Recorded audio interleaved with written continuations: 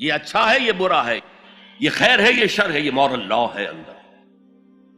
جن کا یہ مورل لا فطرت کی صحت و سلامتی کی بنیاد پر برقرار ہے، جو تمیز کرتے ہیں بھلائی اور برائی میں، ان کے لیے ہدایت ہے. اولاً وہی آتے ہیں سلیم الفطرت لوگ، ابو بکر اور عثمان رضی اللہ تعالی عنہما، والذین اتبعوہم بإحسان. پھر کچھ لوگ ان کے پیچھے پیچھے بھی آتے ہیں. ایک نمونہ دیکھ لیا، کچھ لوگ بڑھ رہے ہیں، یہ دوسرے درجے کے لوگ ہیں. قرآن مجید میں درجہ بندی بیان کی گئی ہے. السابقون الاولون من المہاجرین والانصار والذین اتبعوہم بإحسان رضی اللہ عنہم ورضوا عنہ. تو یہ سابقون الاولون جو ہیں، وہ سلیم الفطرت، وہ سلیم العقل انسان ہیں جو ان چیزوں تک پہنچ چکے ہیں. البتہ ابھی یقین کی دولت جو ہے حاصل نہیں ہوئی، اور یہی نقشہ کھینچا گیا ہے حضور کا، وَوَجَدَكَ ضَالًّا فَهَدَىٰ. ضال کا ترجمہ جو ہے گمراہ بھی کر دیا جاتا ہے. ضال اسے بھی کہتے ہیں کہ کوئی شخص کسی کے عشق میں دیوانہ ہو جائے، اور ضال وہ بھی ہے جو ابھی حق کی تلاش میں سرگرداں ہے. تو جو غور و فکر غار حرا میں ہو رہا تھا، حدیث میں آتا ہے تحنسو یتحنسو فی، جا کر آپ وہاں عبادت کرتے تھے. تو وہ عبادت کیا تھی؟ کان صفت تعبدہ فی غار حرا التفکر والاعتبار. غار حرا میں آپ کی عبادت کی صفت کیا تھی؟ غور و فکر کہ کائنات کیا ہے. وہی جو سے فلسفی، جن کوسچن سے فلسفی ڈریپل کر رہا ہوتا ہے، دو ہاتھ کر رہا ہوتا ہے، وہی حضور اس سارے فکر کے مراحل سے گزرے ہیں اور قریب پہنچ گئے ہیں. تو دروازے پر دستک دی ہے، دروازہ کھلا ہے. وَوَجَدَكَ ضَالًّا فَهَدَىٰ، پردے اٹھا دیے اور ہدایت دے. اچھا، یہ تو آپ کے سامنے تعلق جو ہے ایمان کا عقل و فطرت کے ساتھ میں سمجھتا ہوں کہ کسی نہ کسی درجے میں واضح ہو. اب میں آپ کو اس کا سنتھسس بتاتا ہوں. یہ عقل و فطرت جو ہے، اللہ کو پہچاننا کلیتاً فطرت پر مبنی ہے. انسان کی فطرت میں، اس کی روح میں اللہ کی معرفت، اللہ کی محبت موجود ہے. اس پر ظہور کے پردے پڑ گئے ہیں، تم ادھر متوجہ ہی نہیں ہوتے. تم نے کبھی اپنے قلب کی گہرائیوں میں اتر کر دیکھا ہی نہیں. تم تو باہر کی دنیا میں مگن ہو، مادی دنیا میں لگے ہوئے. کچھ تو بقول شاہ ولی اللہ وہ حیوانیت کی سطح پر آ جاتے ہیں بیچارے. صبح سے شام تک کی کمر توڑ دینے والی محنت کے بعد بھی ان کی بنیادی ضرورتیں زندگی کی پوری نہیں ہوتی. وہ کیا کسی سے لو لگائیں گے، کیا خدا کو یاد کریں گے. کاد الفقر ان یکون کفرا، یہ فقر اور احتیاج اور مفلسی تو انسان کو کفر تک پہنچا دیتا. حضور کی حدیث. تو تم ادھر متوجہ ہو، ہماری طرف متوجہ نہیں ہوتے. حضرت ابراہیم کا قول کیا تھا؟ انی وجہت وجہی للذی فطر السماوات والارض حنیفا وما انا من المشرکین. اور یہ نماز کا افتتاح بھی ہے. انی وجہت وجہی، میں نے اپنا رخ سیدھا کر لیا ہے اللہ کی طرف، حنیف، یکسو ہو کر، دائیں بائیں کوئی میری توجہ نہیں جا رہی. یہ ہے در حقیقت اس عبادت کا تقاضا، جو کہ شکر کا لازمی نتیجہ. اب اس کا سنتھیسس دیکھیے. میں نے کہا کہ سب سے پہلے ایمان باللہ وہ کلیتاً فطرت پر ہے. اسی لیے کانٹ نے یہ ثابت کیا، ایک کریٹیک آف پیور ریزن، اس کی کتاب، جس نے ہنگامہ پیدا کر دیا تھا پورے یورپ میں. اس وقت تک کرسچینٹی ڈومیننٹ تھی اور مذہب ایک اہم عنصر تھا انسانی زندگی کا.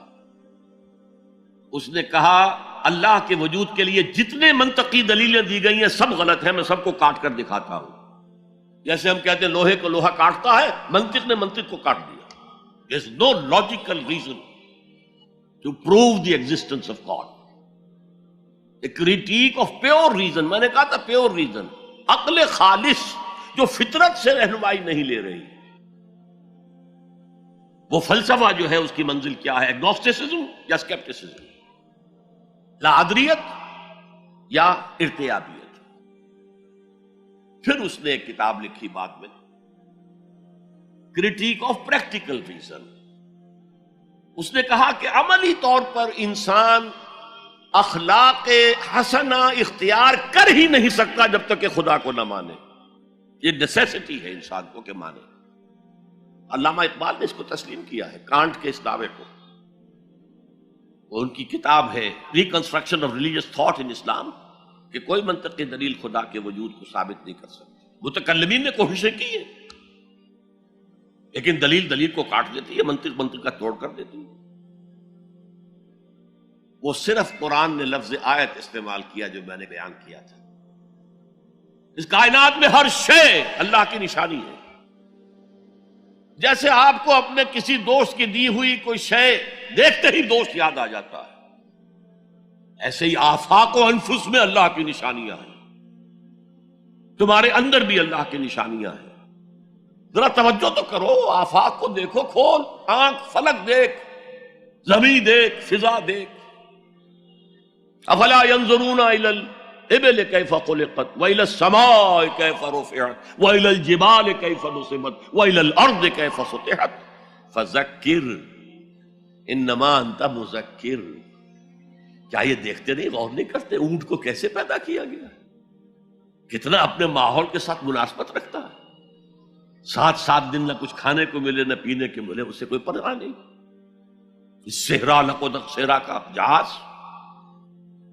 وہ دیکھتے نہیں آسمان کیسے بلند کر دیا گیا، دیکھتے نہیں پہاڑ کیسے گاڑ دیے گئے، دیکھتے نہیں زمین کیسے پھیلا دی گئی.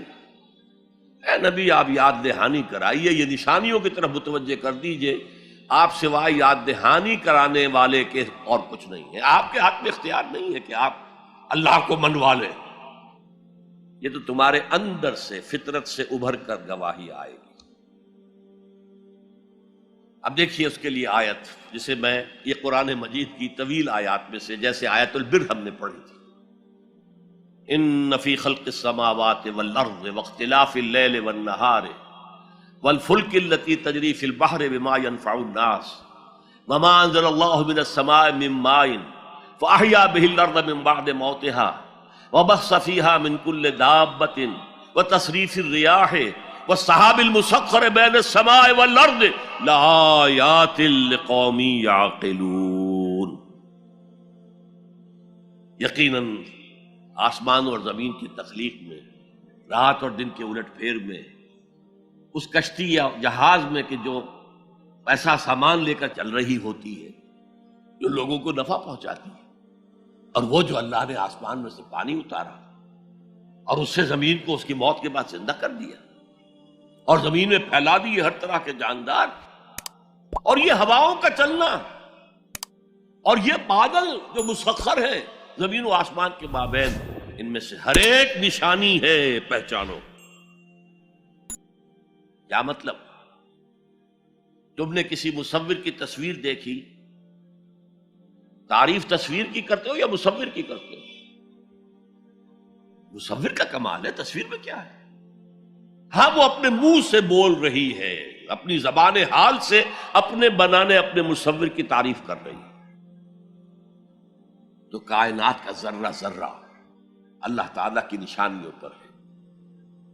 شیخ سعدی نے کہا، بڑا پیارا شعر ہے، برگ درختان سبز در نظر ہوشیار ہر ورق دفترست از معرفت کردگار. یہ جو سبز درختوں کے پتے ہیں، ایک نگاہ ہوشیار جو کہ ان کی حقیقت کو پہچان سکے، اس کے نزدیک ہر پتا معرفت کردگار کا ایک بہت بڑا دفتر ہے. اور آج ہمیں معلوم ہے ہر پتا ایک فیکٹری ہے، فوٹو سنتھسس کا عمل اس میں ہو رہا ہے، سورج کی انرجی کو جذب کیا جا رہا ہے. برگ درختان سبز در نظر ہوشیار، ہر ورق دفترست از معرفت کردگار. وہ جو آیت میں نے آپ کو سنائی اسے میں نے نام دیا ہے آیت الآیات. اتنی آفاقی آیات کسی اور آیت میں جمع نہیں کی گئی جتنا بڑا گلدستہ ہے یہاں. ان فی خلق السماوات والارض واختلاف اللیل والنہار والفلک التی تجری فی البحر بما ينفع الناس وما انزل اللہ من السماء من ماء فاحیا به الارض بعد موتها وبث فیہا من کل دابۃ وتصریف الرياح والسحاب المسخر بین السماء والارض لآیات لقوم یعقلون. دوسری طرف تمہارے اندر بھی ہے سنوریہم آیاتنا فی الآفاق وفی انفسہم. بے دل نے خوب کہا تھا، یہ چوٹی کے شعراء میں سے رہے ہندوستان کے، یہاں تک کہ غالب کو کہنا پڑا کہ طرز بے دل میں ریختہ لکھنا اسد اللہ خان قیامت ہے. آسان نہیں ہے طرز بے دل میں اردو میں شاعری کرنا، وہ فارسی کے شاعر تھے. ستمست گر ہوست کشد کے بسیر سرگ و سمندرا تجھے غنچہ کم نہ دمیدئی در دل کشا بچمن درا.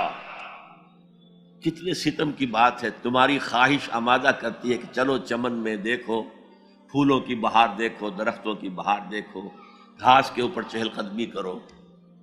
ارے تم خود ایک پھول سے زیادہ کھلے ہوئے ہو. کبھی اپنے دل کا دروازہ کھول کر اس میں داخل ہو کر اپنے حسن معنوی کا مشاہدہ کرو. ستمست گر ہوست کشد کہ بے سیر سر و سمندرا تجھے غنچہ کم نہ دمیدئی. دمکتا ہوا غنچہ ہو تم خود در دل کشا بچمندرا. آیات الہیہ اندر بھی موجود. اچھا، ان آیات کے ذریعے سے اللہ کی پہچان ہو گئی، اللہ یاد آ گیا. تھا اندر موجود، اللہ کی علم اور معرفت موجود تھی، پردے آ گئے تھے، ظہور تھا. یا جیسے ایک جگہ کہا گیا کلا بل رانا علی قلوبہم، ان کے دلوں کے اوپر جو بھی بدکاریاں وہ کرتے رہے ہیں اس سے زنگ لگ گیا، حجابات آ گئے. شیخ علی حجویری رحمت اللہ علیہ، جنہیں داتا گنج بخش کہا جاتا ہے، اگرچہ یہ لفظ نہیں کہنا چاہیے، انہوں نے کتاب کا نام کیا رکھا؟ کشف المحجوب. جو پردے میں آیا ہوا ہے، اوٹ میں آیا ہوا ہے، اسے کھولنا. تم اوٹ میں ہو، تمہارے اندر موجود ہے اللہ کی معرفت.